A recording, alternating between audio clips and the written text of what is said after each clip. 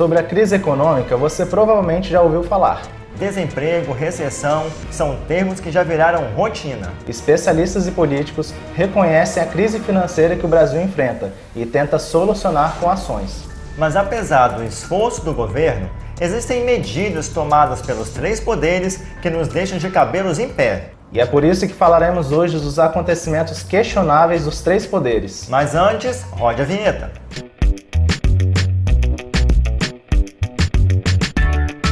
Olá, eu sou Ismael Lopes. Beleza, galera? Eu sou Tássio Laia. E já falamos sobre um assunto relacionado aqui no canal, em um vídeo sobre o desemprego que deixaremos o link na descrição desse vídeo. Trata-se apenas de uma das áreas atingidas pela crise, que vem desde 2014.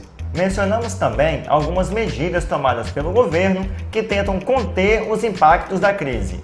Mas existem decisões em meio à crise que fica difícil entender a motivação. E vamos iniciar por um assunto bastante polêmico: aumento salarial. Em 7 de novembro de 2018, o Senado Federal aprovou um aumento de 16% no salário dos ministros do STF e do Procurador-Geral da República. Em um vídeo publicado aqui no canal, explicamos que esses aumentos poderão gerar o chamado efeito cascata, prejudicando ainda mais os cofres públicos. Segundo a estimativa das consultorias de orçamento da Câmara e do Senado, o impacto do reajuste para a União apenas em 2019 será de 1,3 bilhões. Em 26 de novembro, o então presidente Michel Temer sancionou o aumento, que passou de 33 mil para 39 mil. Neste ponto, nos sobrevêm algumas questões em mente. O Congresso Nacional, ao aprovar os aumentos, se lembraram da crise econômica ao qual os mesmos reconhecem existir no país? O ex-presidente Temer, ao sancionar o aumento, analisou também os impactos e o período da crise? Mas houve um momento no ano em que com certeza o governo analisou a crise.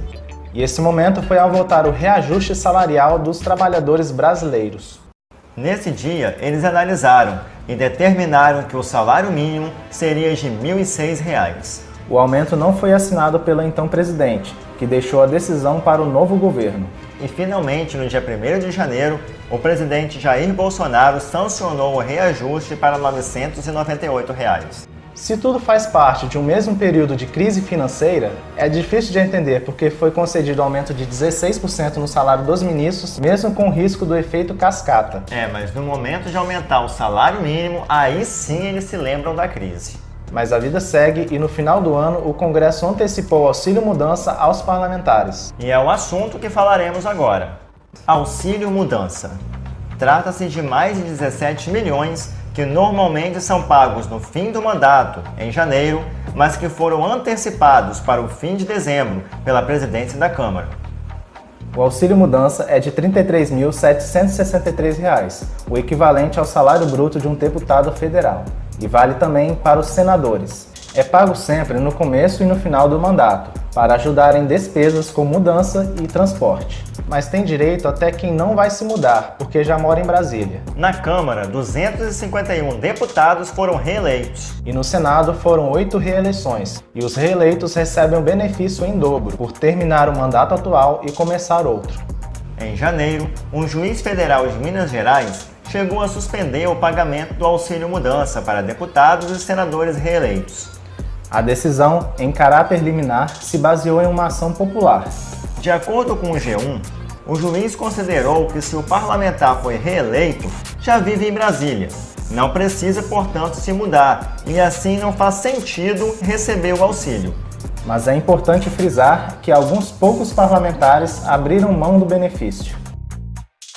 Aposentadoria parlamentar. O portal R7 divulgou que a lista de ex-deputados federais que vão receber a aposentadoria especial da Câmara cresceu em fevereiro. Isso principalmente devido ao término do mandato, aqueles que não haviam sido eleitos. O jornal menciona que atualmente constam 499 beneficiários, sendo que um levantamento do mesmo identificou 29 novos nomes em relação ao ano passado. O custo total dessas novas aposentadorias em fevereiro foi de R$ 658 mil. A média paga em todo o Brasil aos trabalhadores comuns aposentados pelo INSS é de R$ 1.316,54, enquanto o teto é de R$ 5.839,45. Para efeito de comparação, o valor gasto pela Câmara com todos os ex-parlamentares seria suficiente para pagar o benefício médio de mais de 4.700 aposentados pelo INSS. Mas voltando a falar dos trabalhadores comuns, no dia 20 de fevereiro, o governo Bolsonaro apresentou junto à Câmara dos Deputados a sua proposta da reforma da Previdência.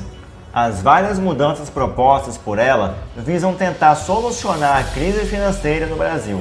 Sabemos muito bem da importância da reforma da Previdência aos olhos do governo, que inclusive modifica as regras para a aposentadoria dos políticos. O projeto já está sendo apreciado pela Câmara, mas independente do resultado final, é necessário que ele seja justo, principalmente para o trabalhador comum.